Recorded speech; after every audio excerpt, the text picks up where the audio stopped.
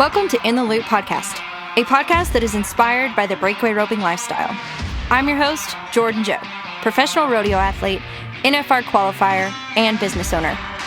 My goal is to promote the sport of breakaway roping, alongside with celebrating and highlighting elite competitors in and out of the arena. This podcast shares the raw and the real of breakaway roping, bringing you behind-the-scenes stories from competitors, producers, leaders, and the trailblazers, all sharing stories of the Western culture and the lifestyle that they live daily. Join me to talk about breakaway roping, the history, the present, and the future of our sport. If you want to be in the loop, you're in the right place. Thank you for joining us. Take a listen.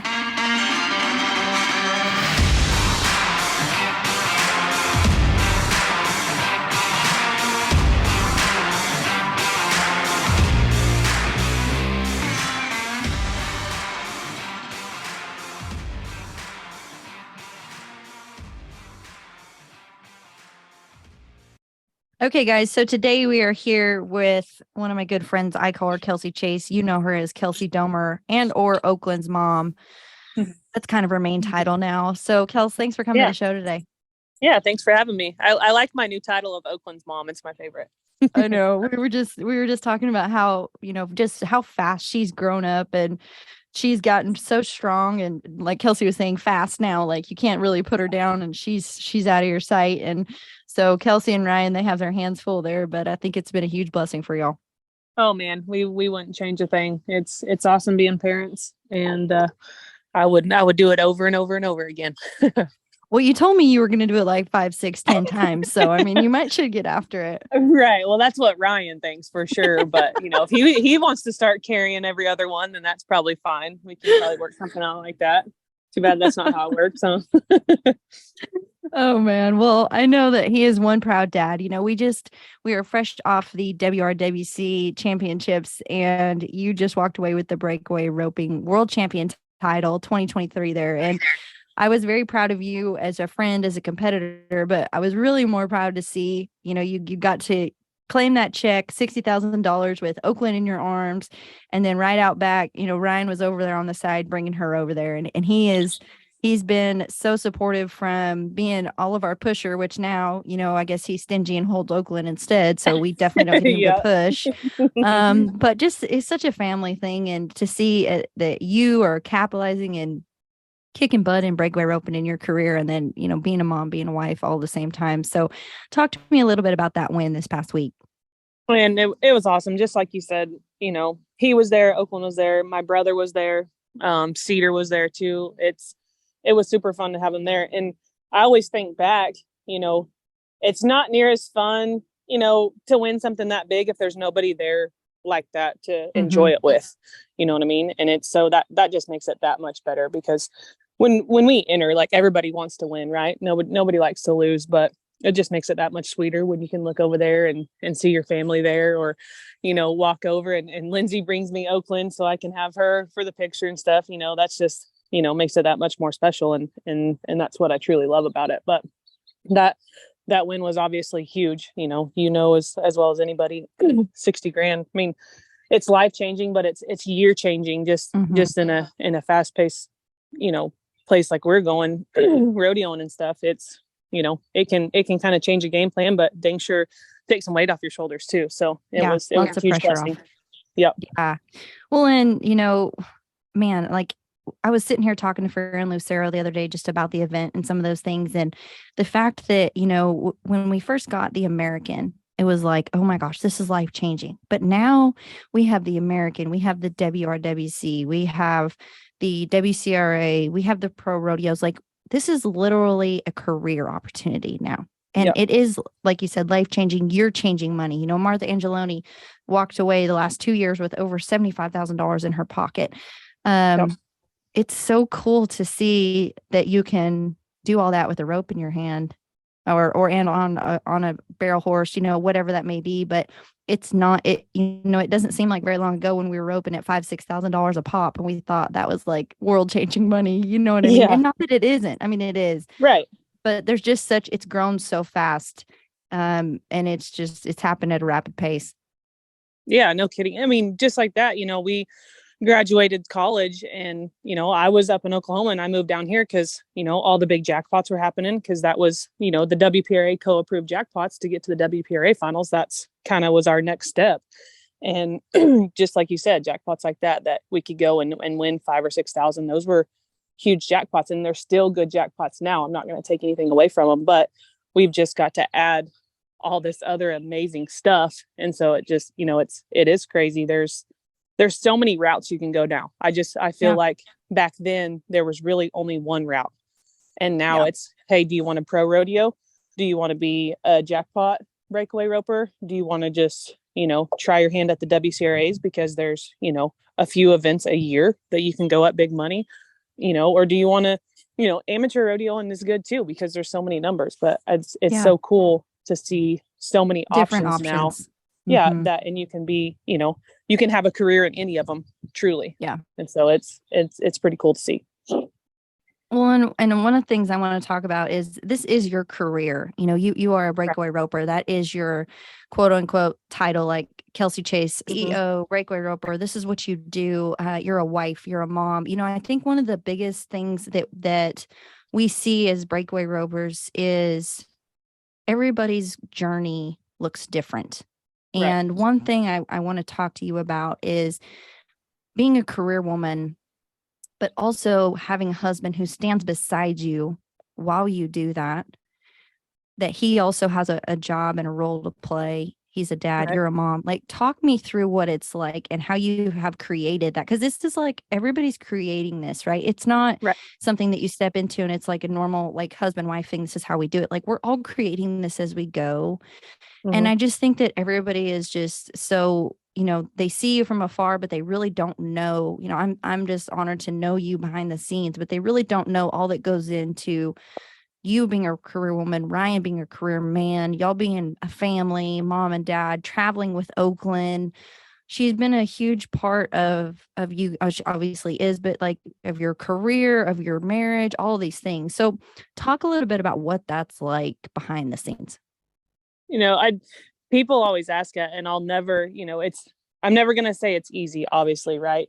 But I like the work, you know what I mean? I'm never going to, regret, doing it or adding a kid into it. It's just, we just keep adding blessings, I feel like. And so it's, it's just something, it's different when we added her, like you said, he's got a job, and then, Ryan tries to jackpot, when he can, he ropes too, but he doesn't rodeo for a living like I do, which is great.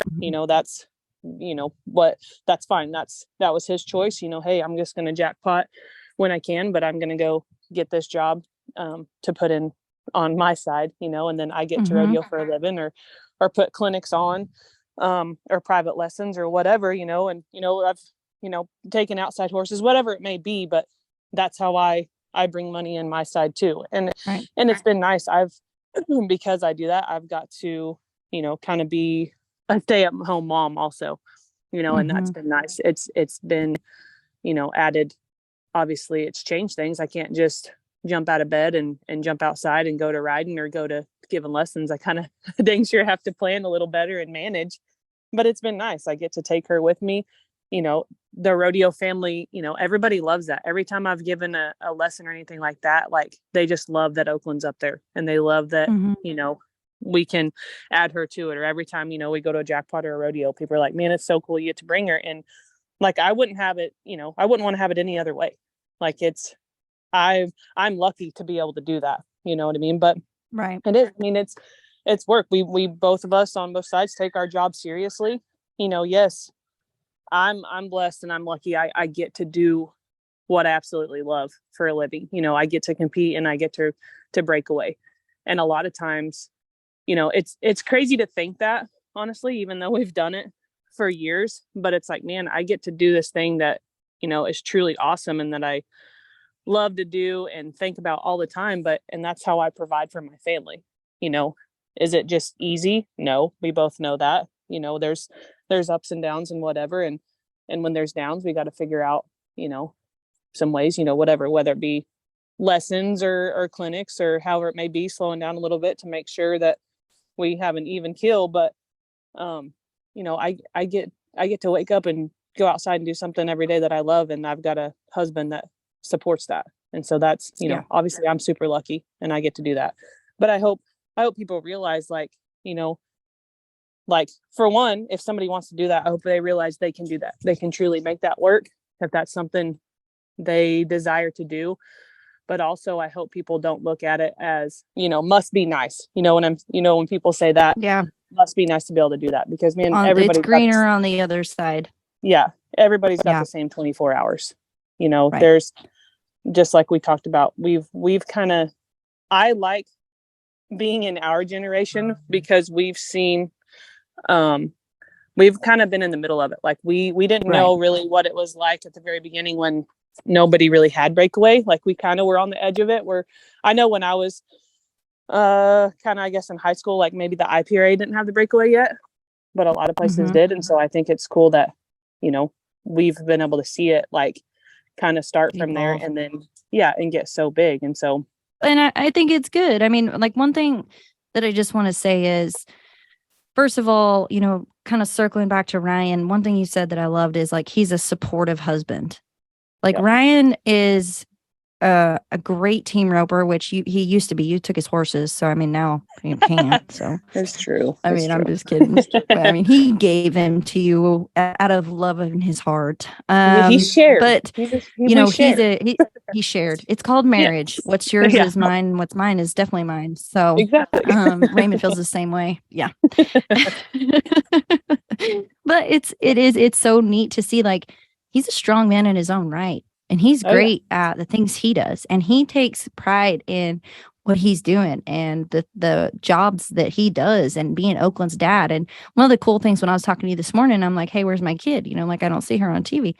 And you're like, well, you know, Ryan stayed to help me this morning so that I could get some stuff done, you know, since it rained and stuff like that. So that is where I think it's just, we're so blessed to be able to create that schedule and that time of, hey, this is how we're going to make our day work. But it's also definitely a choice that we've made with no guarantees of, we're being an entrepreneur here, and we're having to create our time, create our career, create our income, our finances, and all those things.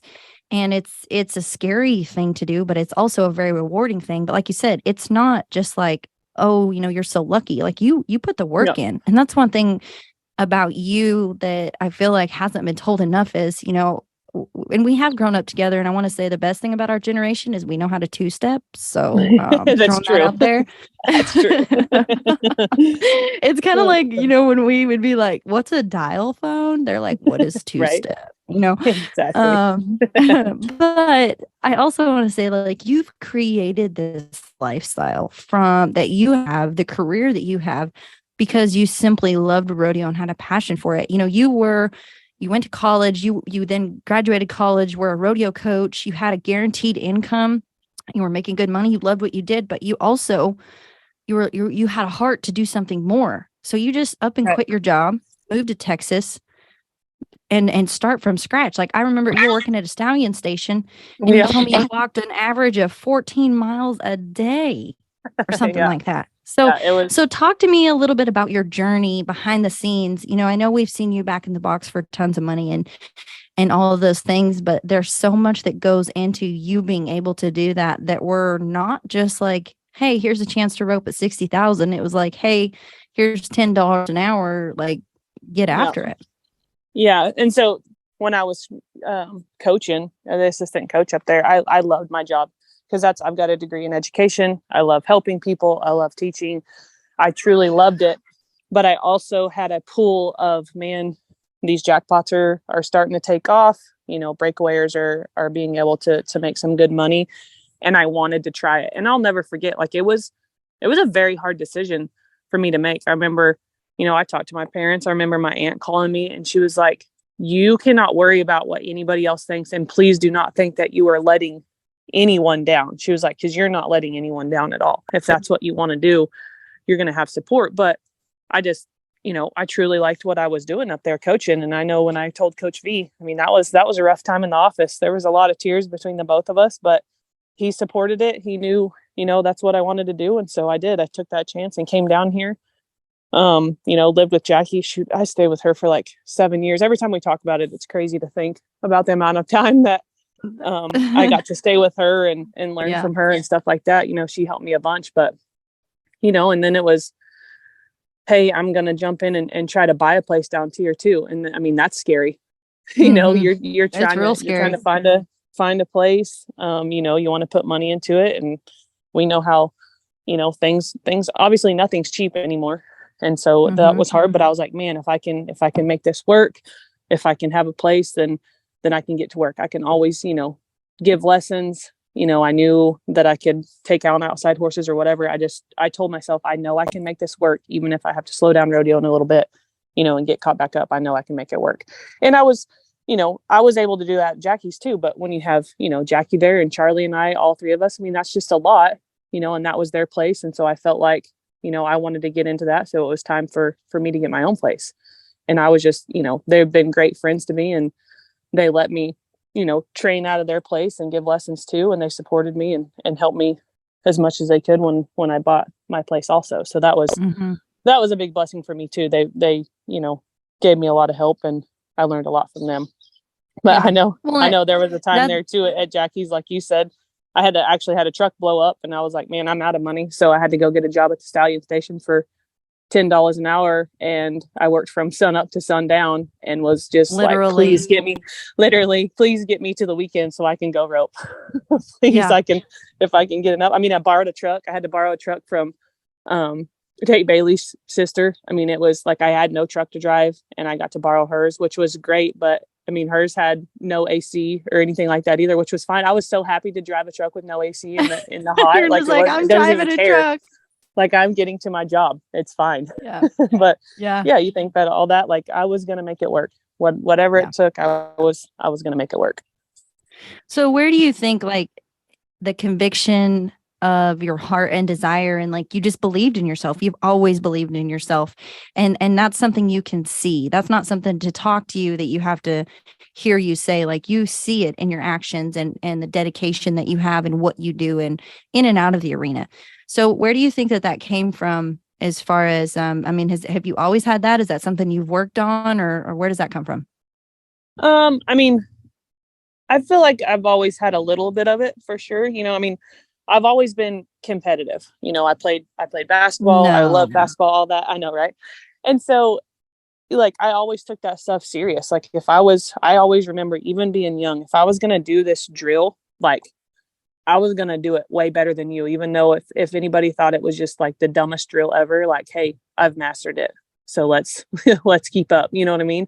Mm-hmm. And so, like, and I felt like that, if I could do that and work hard and get it, then of course I'm going to believe in myself, because I knew I was going to freaking work hard. Like, there was no doubt in my mind that I wasn't going to try and work hard. And if I didn't, I dang sure was going to hold myself accountable. Like, I was going to be honest with myself, as hard as that, is to admit. But like, I didn't, I'm not saying I didn't fall short and anything like that, but I always look back and like, listen, like, you did it to yourself. So pick yourself up and get it figured out. But, I've always had great support from, my family. And so obviously that's helpful too, believing in yourself, if you've got that support when you turn around and they've got your back, with whatever. So that's always been super helpful. But yeah, like, I'm going to invest in me no matter what. If I'm going to put all this work in, you dang right, I'm going to believe in myself, because if not, I feel like I'm just wasting my own time. And I don't like that. Like, anything I'm do, I don't want to be walking around in circles. I want to get there in the straightest line possible. Yeah, exactly. Well, and, one of the things that you said that really stuck out, and I think it's something that we really, as career women, as breakaway ropers, we've really had to step up and give honest, logical feedback to ourselves. Like, I think that's a fine line and a hard separation, because there's so much that goes into anything, not just breakaway roping. Like, yeah, we're breakaway ropers and all those things, but whether it's your career, whether it's your relationships, whatever, family, there's so much that people put into it. It can become emotional, but there really isn't any room for emotions in what we do. You have to separate that and come back and be like, did I do my job today? Did I do what it took to win? Did I Did I give it my all beforehand? Like, not just when I showed up to rope here today. Like, did I do the work before? Did I commit the time? Did I commit the physical effort, whatever it is, horses, all the things. And that's something that I think that a lot of people don't, it's a learned thing, or it was for me anyway. It was like all of a sudden when it wasn't going the way I was like, well, what the heck? And then it's like, well, have you done this and this? And I'm like, well, no, and I'm like, well, dang, that's on me. Yeah, because I mean, we just get to going and we get to entering and doing all these things. And I think sometimes we don't take the time to slow down and think, hey, what's going on? You know what I mean? Or it's like, hey, maybe I've been having this problem. Well, it's like, slow down a little bit and quit trying to fix the problem 2 steps from where the actual problem is. Because yeah, that problem is causing other problems 2 steps later, but you got to go back to what's really causing it all, and that's been a learned thing for me. It's like, hey, okay, let's stop putting a Band-Aid on something, or, just trying to trick yourself into, oh, if I do this, I'll be able to get by, instead of sit back and say, nope, I need to go back a few steps, fix this right here in the heart of it. And then everything after that, should be better, or if not, we can work on that too, but we've got to go back and fix what's really important, because, when people come for a lesson or come to clinics or whatever, the main thing they ask is, how do I go faster? Right? Like any breakaway roper, how do I go faster? How do I go faster? Well, I mean, a lot of people wave your wand. Yeah. A lot of people can rope and stuff like this, and they try to, do it all with the rope. And I'm like, hey, like, does your horse score very good? Or are you scoring very good? Do you read the cattle very good? Well, it's like, well, no, but I'm what do I need to do with my swing? I got to be able to rope faster. I'm like, well, it starts in the corner. You know what I mean? It's just like one of those things. Like, if you point that out to them, they're like, oh, hey, that makes sense. Maybe if, hey, if I do just get a little better go, then my swing's actually a lot better than I think, and I can take that shot. You know what I mean? And so it's that I've learned a lot about that, and I've learned a lot about maybe I don't help people with that too. But it's and that goes for everything in life. Hey, if whatever it may be, like, man, I just don't have time for this. Well, why don't you have time? Let's take a couple steps back on, hey, what are you doing first thing in the morning, or what are you doing at lunch, or whatever, and figure out why you don't have time later on in the day you think you need to have time. So it's right. I mean, that goes with all areas of life, or, relationships, marriage, whatever it may be. So yeah. Well, and I heard Tony Robbins said one time, I listened to a lot of his stuff, and he's been a staple in everything that I do, but he said, you have time for what you have to have. Right. And when you really think about that, if you break it down to like what I do today, you did what you wanted to do, if you're honest about it. Exactly. And so it's all on you. It's on you and what you're doing and how you're creating that time. And, I know that it can get overwhelming, especially, traveling and doing all the things that we do as our job and things like that. But it's like, okay, I know, do you break it down? I know when I'm in the truck, I'm gonna have this many hours. So am I gonna sleep? Am I gonna focus on this? Am I gonna listen to that? Like, what are you how are you gonna best use that time that you have? Is it benefiting you? Because if not, it controls you. You don't control it, essentially. And so that's something that I think is just a learned thing. 100%. I mean, just like you said earlier, we do what we want to do. If you truly want to do it, you'll get it done. And that's the thing. Like, sometimes, even though I love roping and doing whatever, are there some days when I, want to be lazy? 100%. I'm freaking human. You know what I mean? We all have those days. But but you got to think like, hey, if my end goal, if this is truly what I want to do in my end goal, my butt's going to get up and do what I need to get to that end goal. Do I, maybe I don't want to, whatever, get up and work out. Like, yeah, nobody usually just loves to just jump out of bed, right? I mean, I'm not necessarily a morning person, but I know that later on, that's what I want. I want those results. And so you got to, make those choices like, hey, I got to get up to be able to get to that result. I've been doing 75 hard. Have you heard of that? Oh, you have? Challenge? Yes, yeah. I've done that before. And so, obviously, it's helped with, working out and stuff like that and my physical self, but it's mainly, a mental game, right? Like, cause you have to learn to manage all this other stuff in your day to make sure you get those things checked off.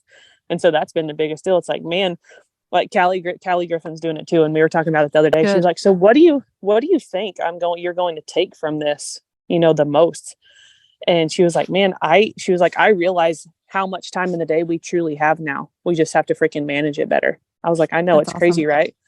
Cause we're reading, we're working out twice, where, you have to manage and make sure, like, if you're going to follow this diet or whatever, you better be prepared, especially if you're going up and down the road. Cause when you walk in that gas station, you're going to want to get a Snickers, but you cannot do that for 75 days. No Snickers. Snickers are out. So, no Kit Kats, no Snickers. And so that, but we've learned it's like, hey, there is time if you truly want to make it. If you truly want to dig deep and get it done, then there's that time. And so it kind of opened your eyes of, okay, I get it now. I really might, like maybe I do manage my time terrible at sometimes, or maybe I am a little lazy. I mean, I hate saying that, but sometimes we do get that, like, and we can realize, hey, this time, if I'm doing this, I can take that time to do something else. Just like you said, if you're sitting in the truck, are you going to waste all that time? Or are you going to put in a podcast or read a book or something if you have a chance? So, well, and the thing I got from it, like when I was first reading it, and it was like, if you fail once, twice, if you fail 3 times, you won't ever complete this. Right. And that scared me the most, because I was like, I mean, I'll admit, I had to start over. I think I went for a week and I messed up and I had to start over, but I've stayed strong. But then I did too. I went like 8 days or something, but it pissed me off. Yes. Yeah, 100%. And I'm like, I'm not failing at this. Like, I'm doing this. And now I still drink so much water that I have to pee every 10 seconds. I know, so that's I know, right? And that's what I started it with Callie, and I told her, I'm like, dude, I'm sorry I failed you. I said, but I am not quitting. I said, I'm starting over, so I'm going to be behind you for a week. I said, but I'm going to admit, like, hey, I messed up. I got to start over day one. I said, but I'll be right behind you. And but I also feel like it gives you more power and control there, where you're like, hey, I owned it. This was my mistake. I didn't do this. You owned it, instead of being like, well, my dog gave me homework, Yeah, it was just one little thing. And so it just makes you take accountability. Yeah. Yeah. Right. Because if you have it makes you stronger going down the road. 100%. It's like, oh, it was just one little thing. Well, then the next day it's just this one little thing too. And it's like, no, like it is a big deal. Even if it was a little thing of just whatever, reading 10 pages or taking the progress picture, like it's going to be a huge deal come day 75 of, hey, I committed to this and I didn't mess up and I could do something 75 days in a row. And it's not just something, it's like a lot of things. A lot of things. No, it's a lot of things. Like, you're working out twice a day, you're drinking this amount of water, you've let go of one thing of food, you're reading 10 pages a day. And then but for me, it was like about like, I'm gonna say like 41, 42. I was like, then I got hungry. And I was like looking forward to it. And I was like, like, and then it was like, how fast can I get these things done? You know what I mean? And I like kind of got some courage and some like, like, let's get after it after that. And then I was like, oh, well, now it's done. Like, do I keep doing it or do I not? And so I've kept doing some of the things, obviously. Oh, for sure. I haven't done all of them, but a lot of them have become daily habits for me. Yeah. It's been awesome. And that's what Callie and I were talking too. It's like, we're kind of to the point where I'm not going to say it's easy, but it is getting a habit. And so it's almost now like, don't relax. Don't let yourself relax, because you've been successful. And it's not that we're being lazy, but it's like, hey, like, freaking get on it. Like, you know what I mean? Yeah. It's like, don't get relaxed because, hey, you got up and you worked out and you've done this and you've worked out. Like, don't relax and forget to take your picture. You know what I mean? Like, it's almost scary now, because we only have a few, like, she's only got, 10-ish days left, I think. And so it's scary, isn't it? It's like, oh, I know, but it's like we're on the final stretch. Like, do not mess up. Do not mess up. And it's been hard. I mean, she's been rodeoing. I've been rodeoing. I went to California. I mean, I have a baby. Like, I dang sure. On top of that, you have a baby. Threw myself to the wolves on this, but I was like, I'm gonna freaking do it. I mean, have I been riding the bike at 11:45 at night before? Dang right I have, but I was dang sure gonna get one finished. So I love it. Well, that's so cool. And I'm so proud of both you and Callie. And those of you who don't know Callie Griffin, she is one of the coolest personalities I've ever been around. She's always got a smile on her face, and she's one of the greatest breakaway ropers, there is. And so anyway, that's really cool that you guys are getting to do that together and challenging each other. I'm really glad that we live like an hour away, because I would hate to have to work out with you every day, because I would want to outdo you and you would want to outdo me. And I think we might die. We might die. Sure. Yeah, so I'm kind of looking forward to that we don't live that close, but oh my gosh. I'll find you on the road this summer. Okay, yeah, we can do it on the road together. One of the things I want to talk about, and it was so special to you, was the last year you rodeoed. You kicked butt and took names. I'm still so mad at you. I remember sitting back there with you at Fort Worth in the alley, and short round, and you're getting ready to rope and everything, and you kick butt and take names, and then after that, you're like, oh, hey, by the way, I'm pregnant. I'm like, what? Thank you for letting. Well, I didn't want anybody to know. I'm like, oh my gosh. So you kick butt at Fort Worth. You have a great year. All of those things. So after Fort Worth, you took a break. You had like 43 some thousand. Well, not after Fort Worth. I mean, you ended up taking a break. I think it was like in May is when you obviously were so pregnant you could not literally rope anymore. Yeah, I was over it. Thanks, Oakland. And so anyway, you had 43 some $1,000 won, and everybody thought you were a shoe-in for the finals. Yep. And then, there was a lot of challenges that come with that, come like into August, maybe it was even July. I don't know when you found out that you had only been to 20 some rodeos, which is an amazing 20 rodeos, 42,000. Like, let's just try to max out there. And then you hadn't been to enough rodeos. So you literally entered Mesquite, Texas to score to get your rodeo count. And then you come back, you have Oakland. And you come back, and I remember the last week, it's like Amarillo, all of those final rodeos of that final week of the season. And Ryan is there holding Oakland. She's like so teeny tiny. And I went over there and I was like, I don't want to hold her. I just want to touch her. What is that thing? And he said, you know what? My wife is one of the strongest women I've ever been around. And I said, yeah. And he said, no, you have no idea. He said, I just fall more in love with her every day. She's so strong. And so for me, like, it didn't, I mean, and I know we've both been in the situation where it's like, it's heartbreaking you don't make the finals, but you had such a bigger thing go on that year, and then you rallied back and we're still fighting. So talk to me a little bit about that, and just that journey and that experience of really, you maxed out, you gave it your all, but in the end you didn't get your outcome. Right. Yeah. I mean, of course, I was sad about it. Sure, it was heartbreaking because, that's our main goal. You want to get to the NFR, but it was having her taught me, like, it's, there's so much more to life, not that we can't take that part serious or whatever it may be, but it was, she just reminded me, like, hey, there's more, and that's okay. And it was still super cool what I got to do right there. Yeah. And I'll never let that, get me down or like not be proud of that, because just like you said, I was come May, I quit. Like Liberty Hill, I think was the last rodeo I went to. So literally last week's rodeos. And I was good. Like, I was happy, ready to have this baby, just like everybody else. I was like, man, I think I'll still be in the NFR. So we're going to have this baby and get back in shape after that. Just, get ready for December, or I guess been into November, whenever those dates were. But, and then, Callie actually was the one. She came down and she was talking. She was like, hey, do you guys have a rodeo count? And I was like, no, like we're still adding rodeos. So we don't have a rodeo count like everybody. She was like, no, like a minimum. I'm like, well, shoot, not that I know of. Like, we've, never really had it. And then I had this just terrible gut feeling.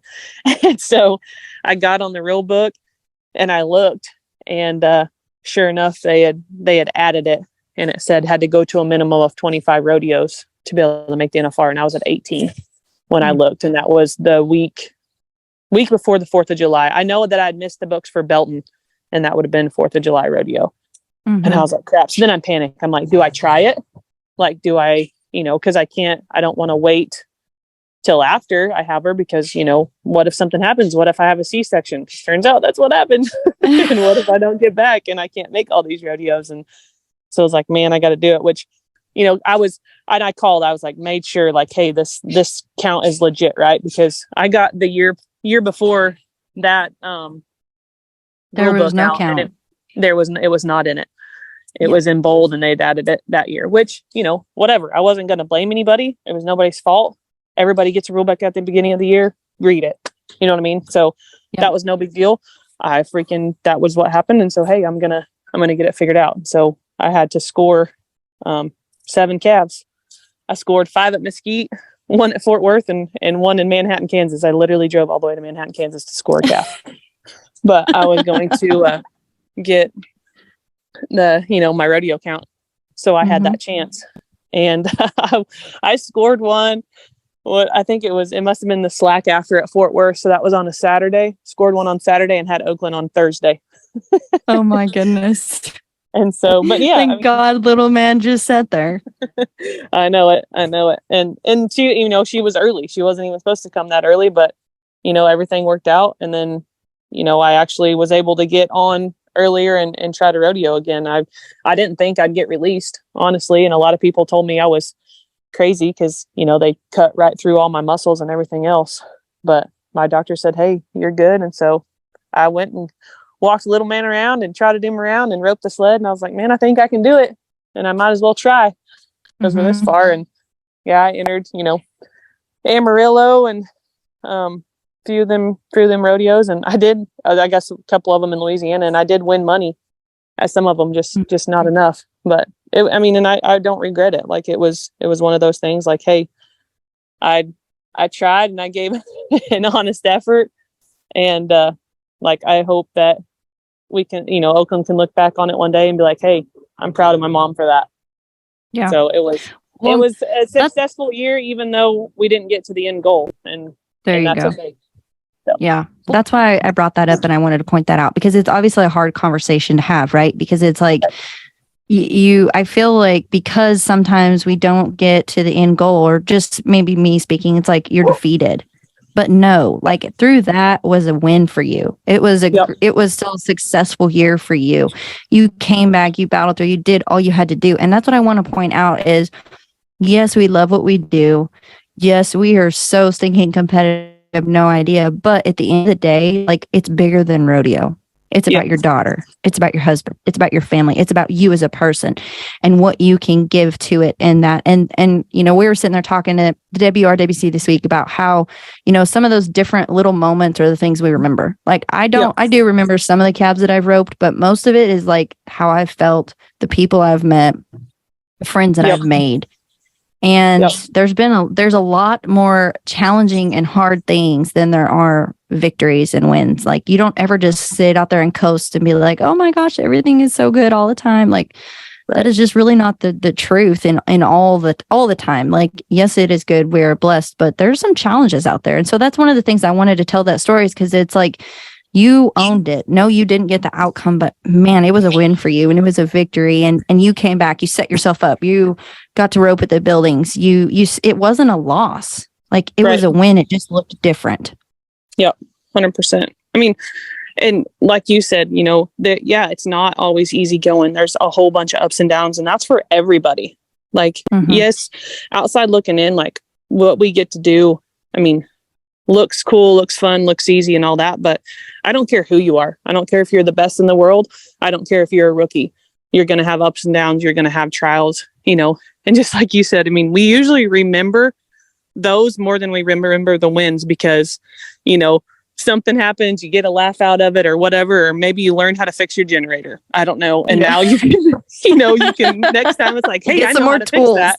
Yeah, because we were stranded on the side of the road in, this state or whatever. And just like that, we remember those parts usually more than anything else and learn from them and get lessons from them. And that's what makes it fun. I mean, that's what makes the road, the traveling of it or all the in-betweens, not just the wins and losses. So that's, obviously I think that's why we truly do like this life because we like winning, but if we didn't have all the in between, I think we would get bored with that too.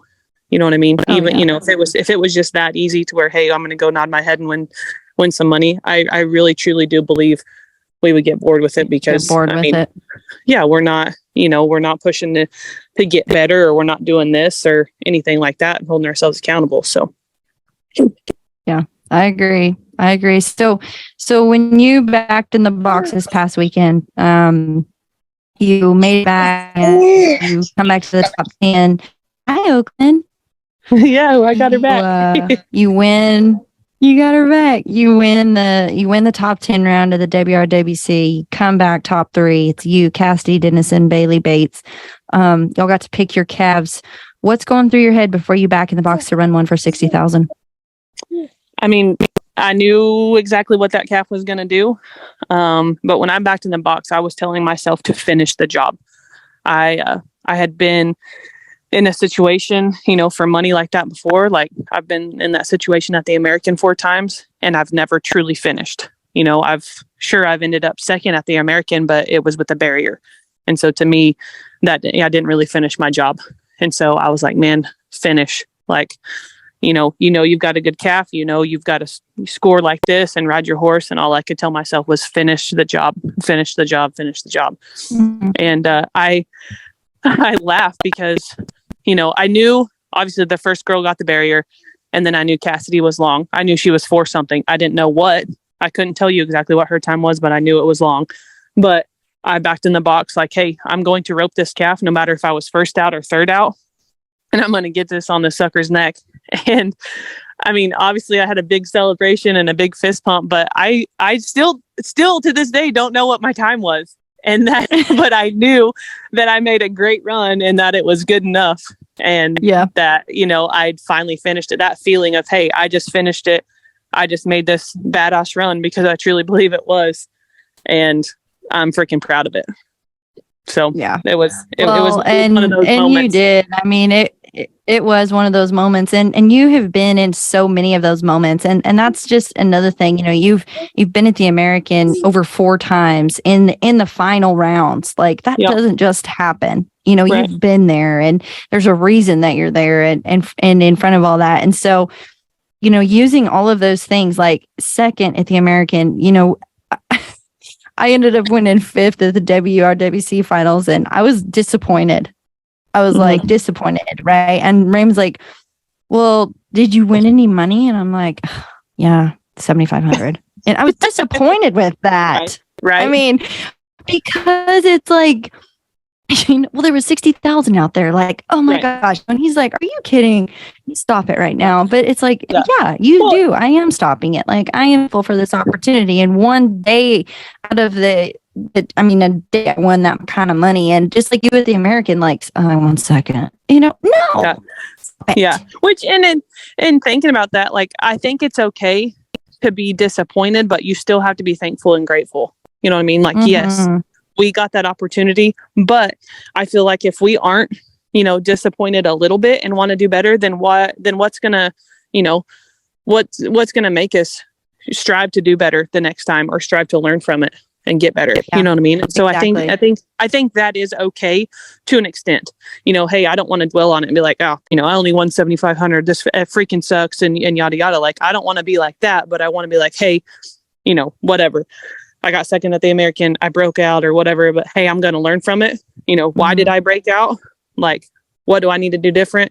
I'm going to be disappointed in maybe in my performance, but I'm going to freaking step up, work on it and be okay with it because I can't change it now.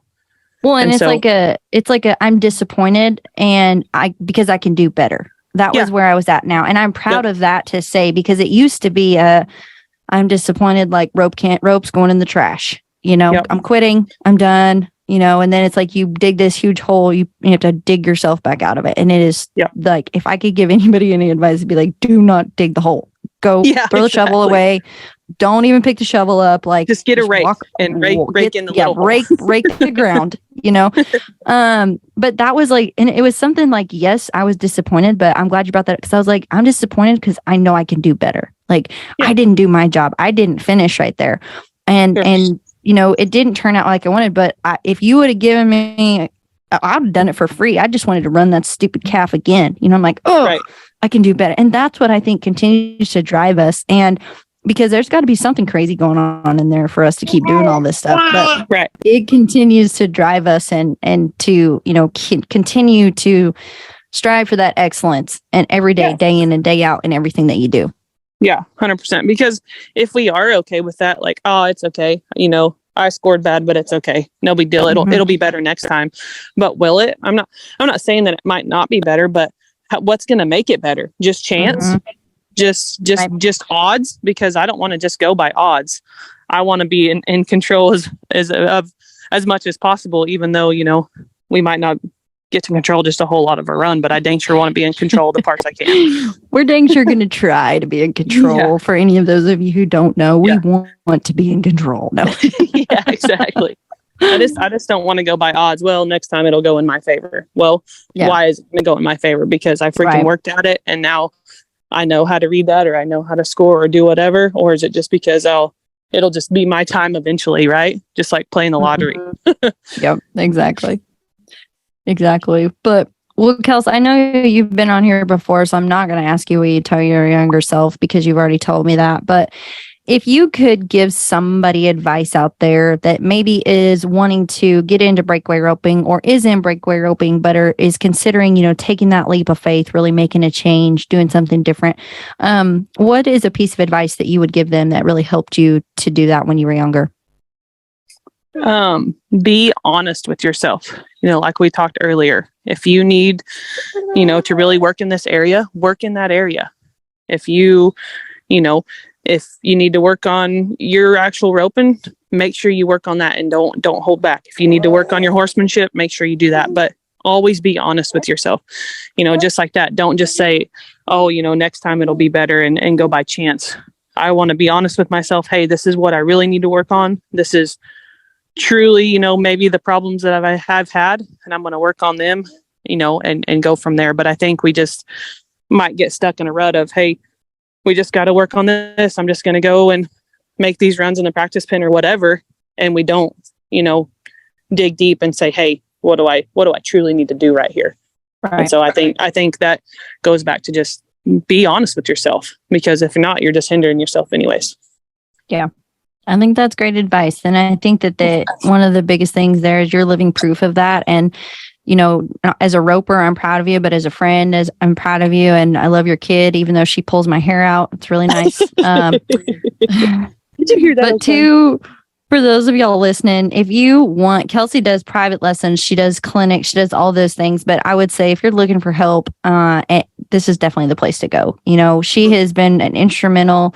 And, one of the things that I love that Kelsie talks about, we talk about is we didn't do this by ourselves. Like we've had help, so much help. And that's been the reason that we've all gotten where we're at. If anybody's honest, there's been so many people that have contributed to where we are today. And so that's my goal, is to give back and help others that have helped me too.